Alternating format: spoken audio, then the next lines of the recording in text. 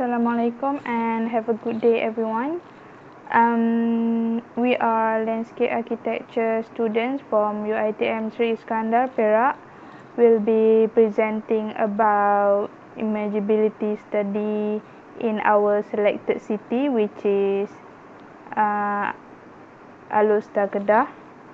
So our group members consist of 5 people, which is me, Siti Hajar, Nabila Iliana, Farah Izani, Nur Hikmatul Diana, and Muhammad Fazri. So we will start our presentation with path.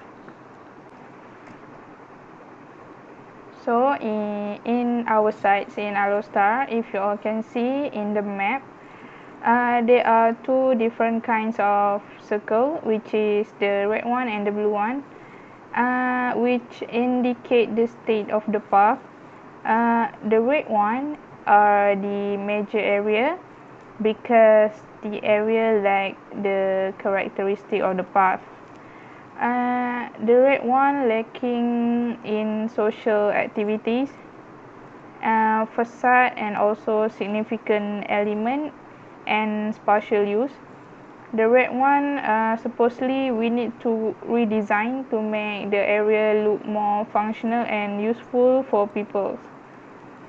And the blue one is the minor area because it is already fulfill the criteria or the characteristic of the path. So firstly, if we all can see at the enlargement plan here, Aman Central and Menara Alor are the main attraction of this area, as these 2 buildings are the most recognizable facade and the location is also near the intersections. The path in front of the facade also have clear and well-known origins and destination. So when people want to go to Alor, they already knew that if they use this path, it will lead to Aman Central and also Menara Alor. So it shows that facade itself can give the path more stronger identity. Next, for the street lamp along Lebuh Raya Darul Aman give directional quality to the path, as if we can see from far, it is directed to Menara Alor, and it also can sharpen the effect of perspective of the city. Next, the open space around Menara Alor here has social activities, as they have small kiosks and people always lingering around it to have fun and also to cross the road to go to Aman Central. So for dataran Medan Bandar Alor, the area has widely open space for peoples. Peoples can go there by walking at the walkway besides the roads, or they can use the back entrance here behind the Balai Seni Negeri, which is from the parking area. So this dataran has social activities because the area near to historic building such as Balai Seni Negeri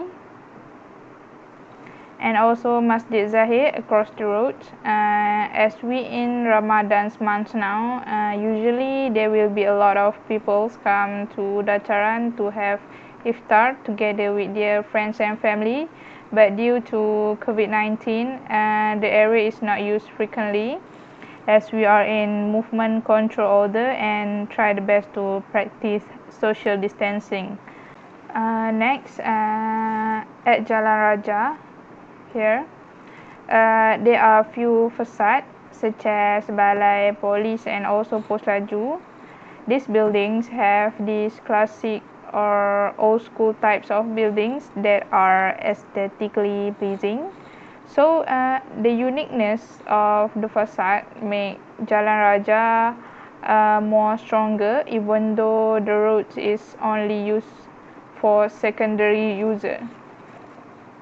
So next, Sekolah Jenis Kebangsaan Cina Kedah, also a facade that face the path at Jalan Kampung Perak here. Due to the widely scaled space in front of the schools, student safety can be ensured as they walk at the area without worries. Next, for Masjid Zahir facade also gives sense of welcoming due to the archway in front of the Lebuh Raya Alor. The material of pavement also different from the other path. The texture with pattern design pavement make the path more stronger and give aesthetical value to the city. So that's all from board 1. For board 2, we have the enlargement plan at Jalan Sultan Badli Shah area. So next, for board 2, at Jalan Tungku Ibrahim, here there are Pekan Rabu, the shopping complex for people who come across the road can use pedestrian bridge here to reach Pekan Rabu safely. There are also stencil canopy here for people to rest and wait for the taxi. So automatically this area have human activities. The pavement in front of the Pekan Rabu also different and have pattern design, make the Jalan Tungku Ibrahim more stronger. Next, Jalan Sultan Badli Shah here give continuity to the path because the planting plan along the path will lead to the UTC, Perpustakaan Awam, and also Majlis Bandaraya Alor. So lastly, for board path, the facade which is Sada, Majlis Bandaraya Alor and also Perpustakaan at Jalan Kolam Air here give the path more stronger identity, even though the path are for secondary use and the path also narrowly scaled. So for conclusion for path, it shows that Alor have adequate criteria of path at the minor area here and frequently used by people. Some area like the red circles in the maps needs to get some touch or redesign to solve the issues. So that's all from path. I will pass the presentation to Nabila. Hi and Assalamualaikum. I am Nabila Iliana binti Nazari and I will be presenting the third board, which is nodes. A node is a strategic center of attention which people could enter the nodes, which is the junction of path, and also the nodes have concentrations of some characteristics. So in the site given of Alor, there is a few nodes that I have recognized. The first one is junction nodes and thematic concentration nodes. I will present the first enlargement of the site, which is this area. So as you can see, the green one is the junction nodes and the blue one is the thematic concentration nodes. The first area that I will explain is this area. It is between Jalan Sultan Badli Shah and Jalan Kota. This area is the roundabout. And along the roundabout, there is also a pedestrian walkway, which is shown on the enlargement plan. And the blue one shows the thematic concentration nodes. This area has social activities, so people will always come and go in this area. And there is also a roundabout in this area, so the car will always use this road. And this road is quite busy during the day, afternoon, and also evening, since it is the office hours. And even people will always use this path to go anywhere. This is what it looks like. So the red arrow shows the pedestrian walkway, so that people will always use to walk. And the arrow shows the movement of the car. Car and motorcycles will take this road to go anywhere, and also this one. So the car will have a turn in this roundabout. The buildings that have purple border in it is the thematical concentration nodes area. Because there is a lot of social activity going on in here, because there's a bank, there's a shop, and also a restaurant that people would go there daily to buy basic necessities and also to buy food for daily needs. And this building also consists of social activities, since this is office, so people will always come and go every day right here. The next one is this intersection of Jalan Tungku Ibrahim and Jalan Sultan. So it's quite similar to the first area. There is also the concentration nodes here, which is called Pekan Rabu. So this is how it looks like. So Jalan Sultan Ibrahim and Jalan Sultan Badlisha have both junction and concentration nodes, such as Pekan Rabu, which is important for vehicles and becomes a focal point which people will always come by to buy daily needs. So this is the intersection of Jalan Tungku Ibrahim and Jalan Sultan. So this is such a busy intersection, because people would go straight and people would turn right and or turn left. Here, the blue arrow and the yellow arrow. We have 4 lanes in this direction. With the purple border, it is the concentration nodes, which consists a bank, shop lots, which consists of ordinary shop that sells daily needs. So there is a lot of social activity going on here. Straight along this road, you will find Pekan Rabu, which is right here. Pekan Rabu is also the thematical concentration nodes, because it is placed, which is the peak hour is on the morning, so because people would go there to buy things to cook. There is also lots of basic necessities for people to buy, and as you can see, there is the path for vehicles to use. And there is also a junction in front of Pekan Rabu, so that pedestrians can cross the road safely from here until here. And the next area, which is the junction nodes. So right here is the junction nodes. There is like easy intersection, because there is also a long pedestrian walkway, and there is a lot of shop lots right here. So Jalan Tungku Yaakob and Darul Aman Highway has clear path that lead people to the right place and connected with foresee area along the road, which makes the area lively with social activity. So people could walk through this walkway and go to the shop that they want to go, because this area has a lot of cafes and a lot of restaurant. And with the busy intersections of Darul Aman Highway, people will always use this road to go anywhere. So there is going to be a lot of intersection right here. And the next area is this area, intersection between Darul Aman Highway and also Jalan Kampung. So this area, there is a lot of nodes right here, because of there is Masjid Zahir in front of the way, and opposite of the Masjid Zahir there is Dataran Medan Bandar Al-Usta.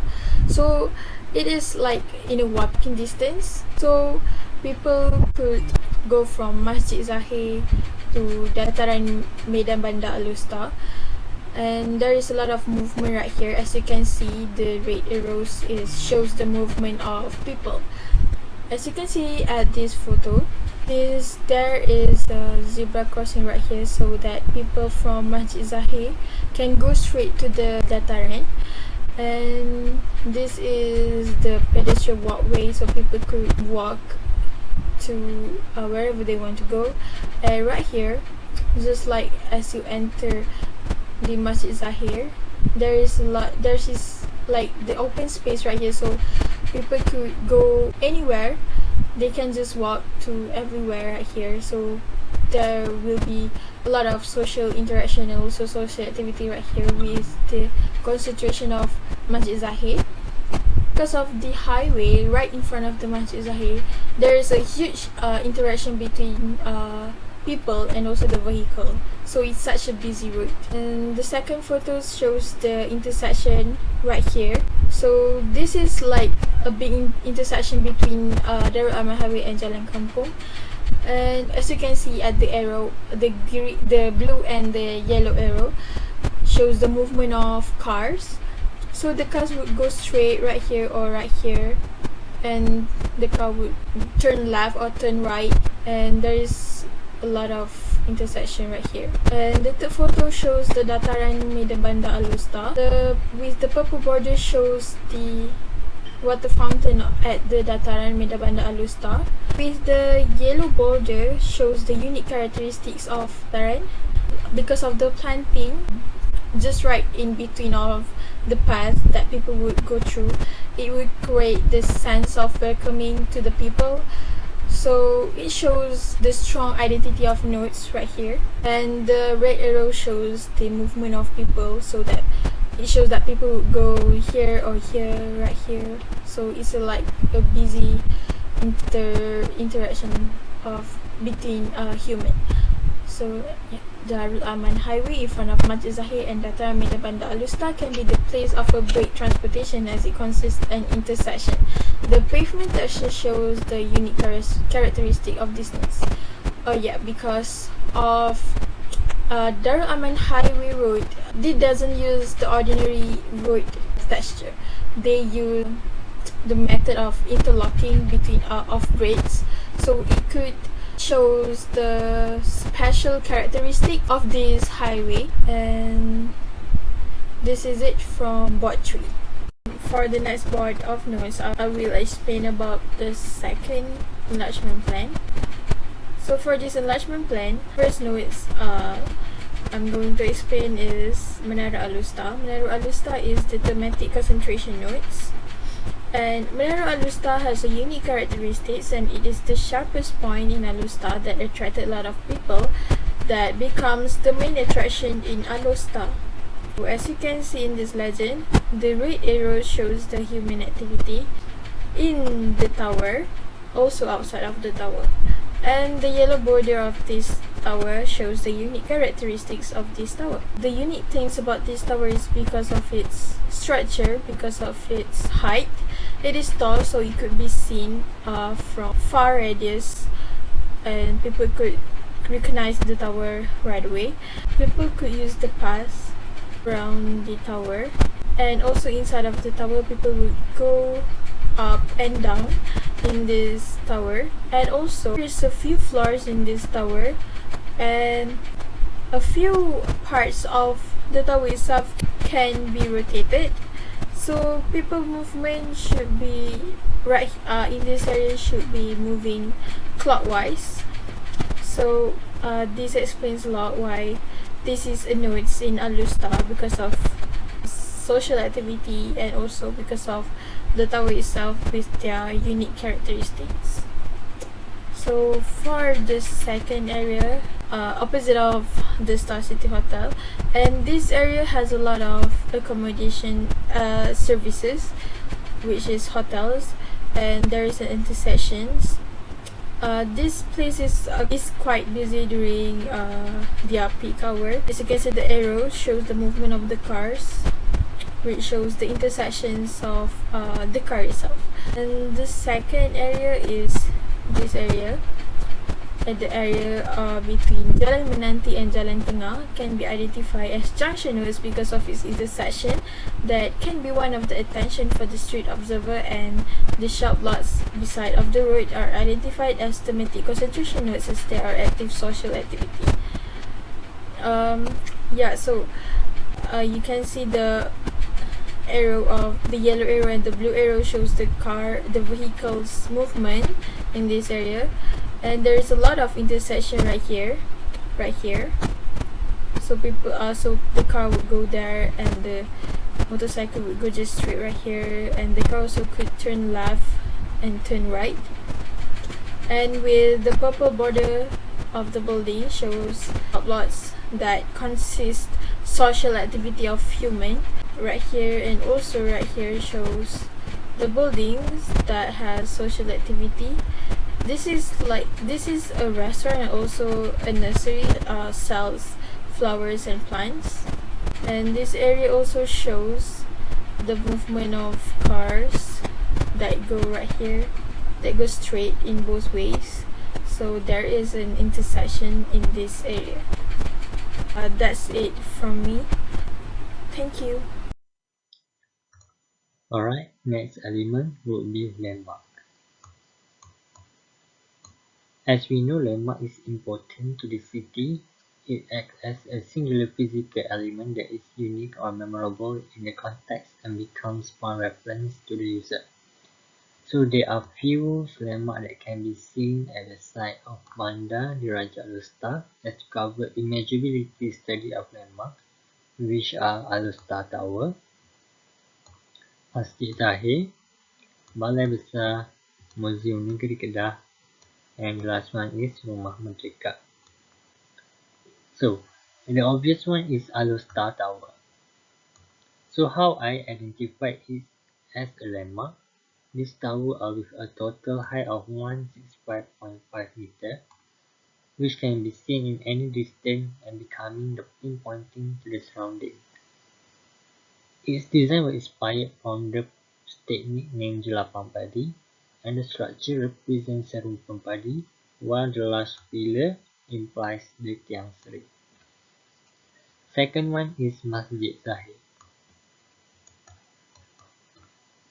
The mosque is one of the grandest and oldest mosques in Malaysia that equipped with 5 aesthetic domes with area 1 to 412 square meters and is a tourist attraction building. Next is Balai Besar. This open site structure was built in 1896 and is still used by the Sultan of Kedah for royal and state ceremonies. Okay, next is Museum Negeri Kedah. This building was originally used as a high court. This gallery museum is accessible within walking distance northwest of Alustar. And the last one is Rumah Merdeka. This house maintaining most of its original structure, layout and furnishing. The building stands as memorial today. So every landmark has their own criteria or attributes that make it to stand as a landmark. So probably it is wide in scale, has clear form, contrasts with background, could be building with historic event and so on. So based on the enlargement that I circle right now, I want to show you guys how I identify that landmark. As I said, each landmark has their own criteria, right? So all the criteria I have pointed out to the map with their own color. So this is what I point out to the map. This is all the criteria to identify all the landmarks that have at Bandar Diraja Alustar. So let's go one by one.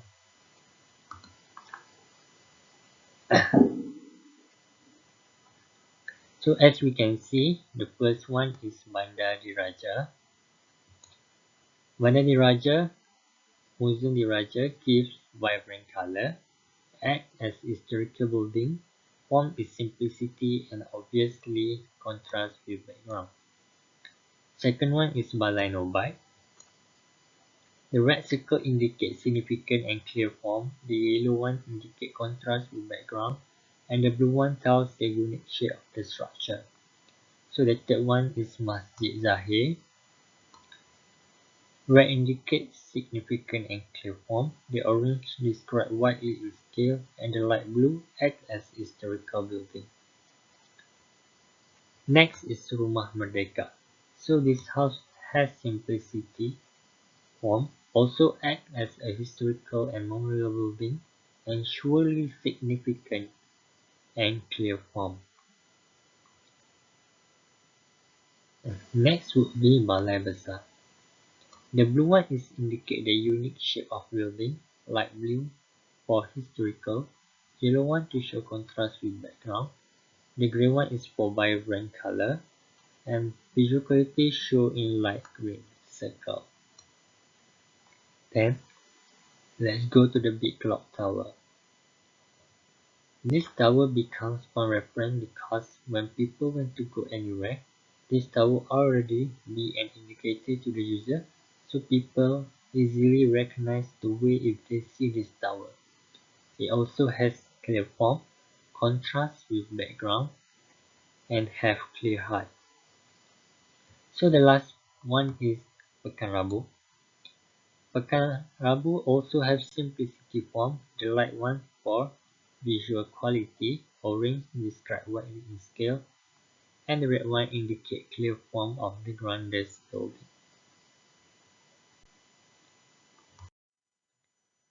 Okay, for the second board, I want to show you guys in details about Alor Tower.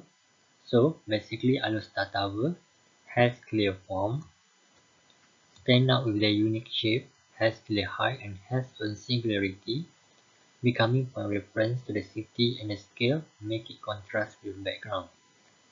So the tower is provide observation decks, 360 revolving restaurant, mega view banquet hall, VIP karaoke lounge, meeting and seminar room, and the last one have souvenir shop.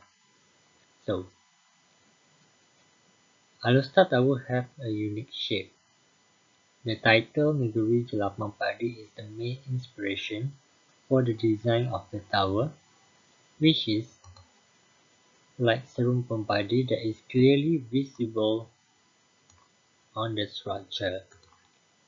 So it's very clearly like serumpun padi to the structure. So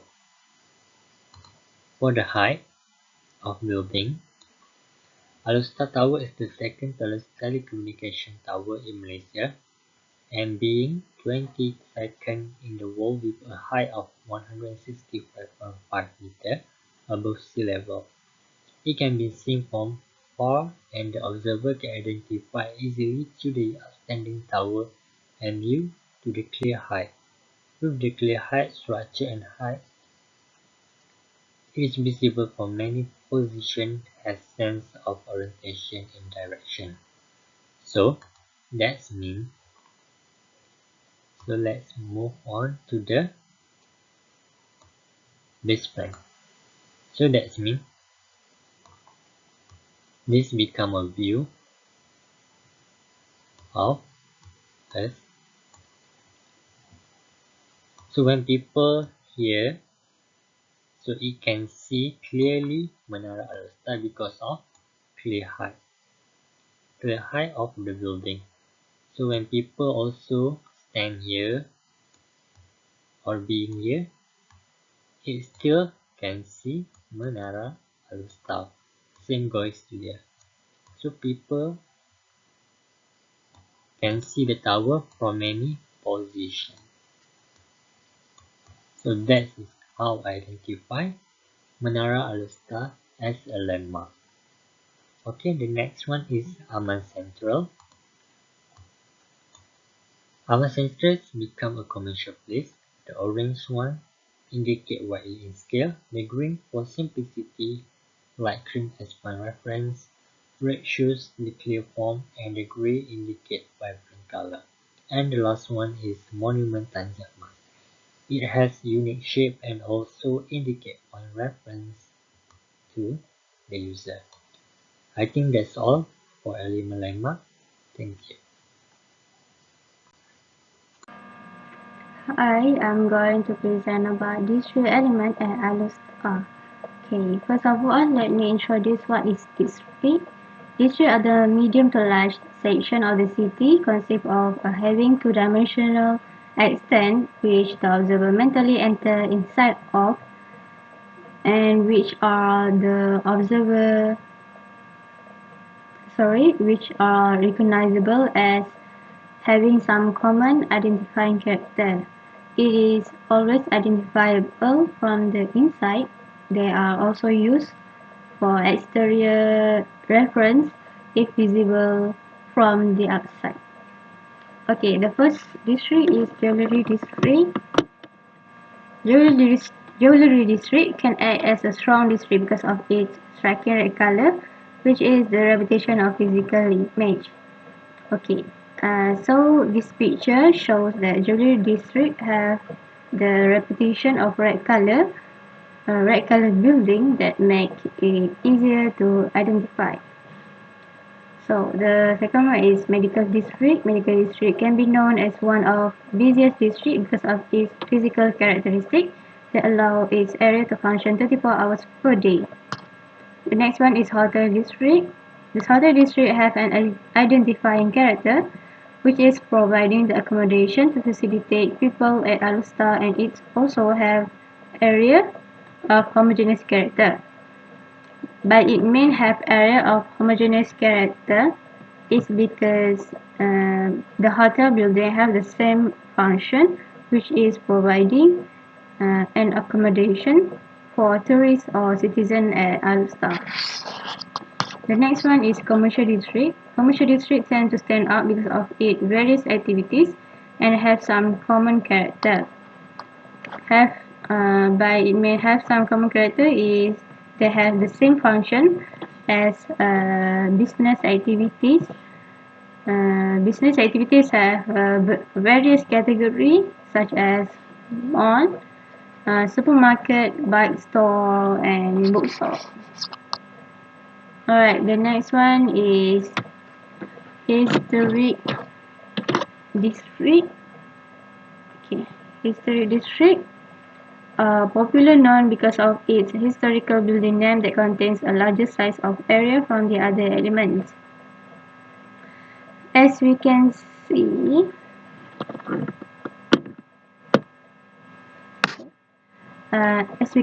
on this basement, the historic building located near to each other make it easier to identify this district when we are using Darul Aman Highway. The next board is about government district. Government district have the same area of homogeneous character as it also using the same law of work. The next one is commercial district, same as with commercial district that have on board number 1. Commercial districts tend to stand out because of its various activities, have some common characters such as the process of business, and also happen to have larger size from the element. We can see that commercial district have consists a larger area in Alustar. Alright, next is institutional district. Institutional district is recognizable as having some identifying character, which is showing an activities of learning inside or outside of the building, and it also can become a dominant element for this district. What it means by also can become a dominant element or character for this district is because institutional building can be recognized by its function that consists a high demand at Alustar, as this district does not have a lot of building. People tend to give more attention at institutional district. The next one is food district. Food district have a wide scale of area that shows a thematic unit based on their food stall theme. Okay, every food stall have their own theme to attract customer go to their food stall for hang out or grab some food at there. Okay, the last one is residential district. Residential district also have an area of homogeneous character as it can easily identify as the place for shelter and live. As we can see on the best map, residential districts are located far from the busy city life or the main industry area so that people can live peacefully without sound and air pollution of the cities.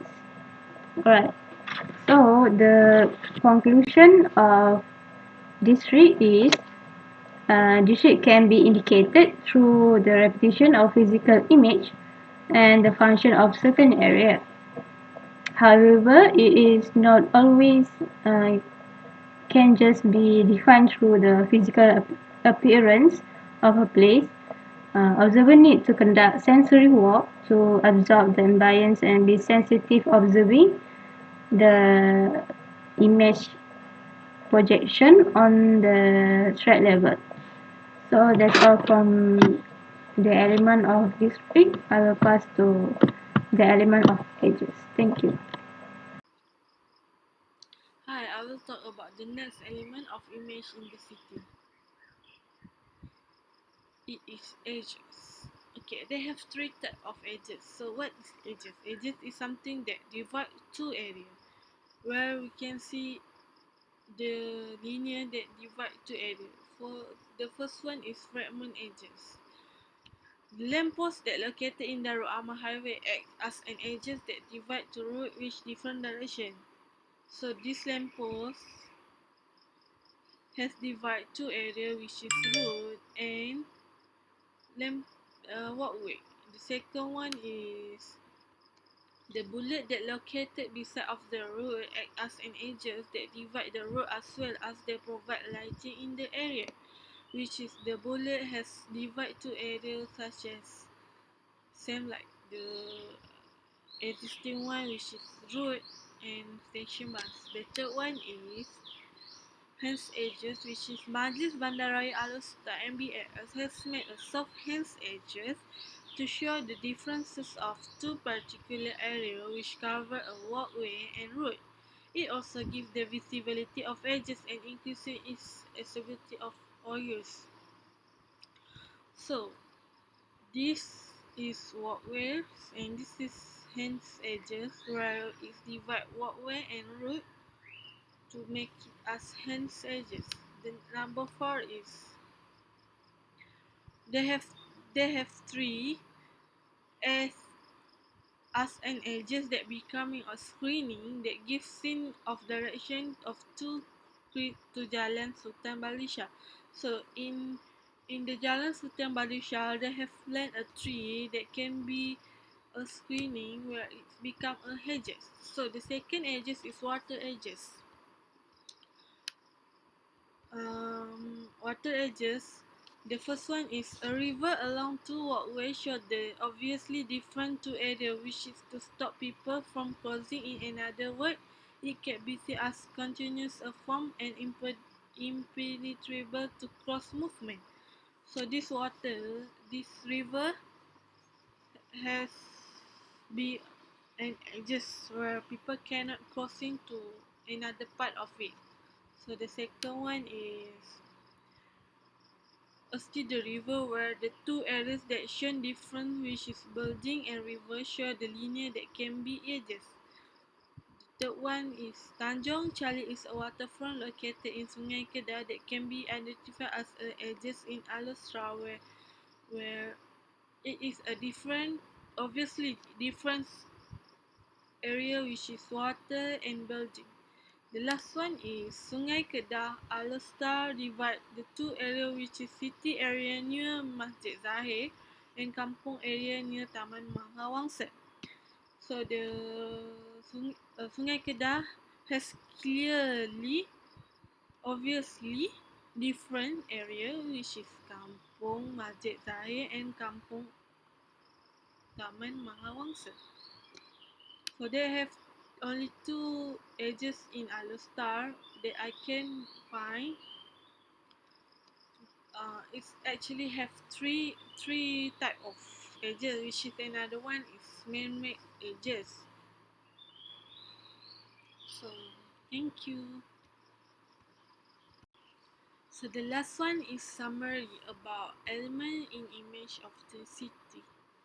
So this is the base map which is it shows the legends, all the 5 legends. So we will talk about the relationship between elements. The first one it is edges and paths. The linear fencing alongside Jalan Setar is categorized as a fragmentary edges because it is provide a divider between the pedestrian and road which show the material identified on pavement. The second one is nodes and district, where a monument Tanjak Mas known as a popular tourism place that can be identified as a nodes which make it feel with a lot of people. It is also linked with Jalan Istana Lama, near which Istana Lama. So the third one is pass and node, where we can see the pass in front of Masjid Zahir have adequate spatial quality. They make it have stronger identity as it creates connection and intersection of any gathering and attractive area. And the fourth one is districts and nodes.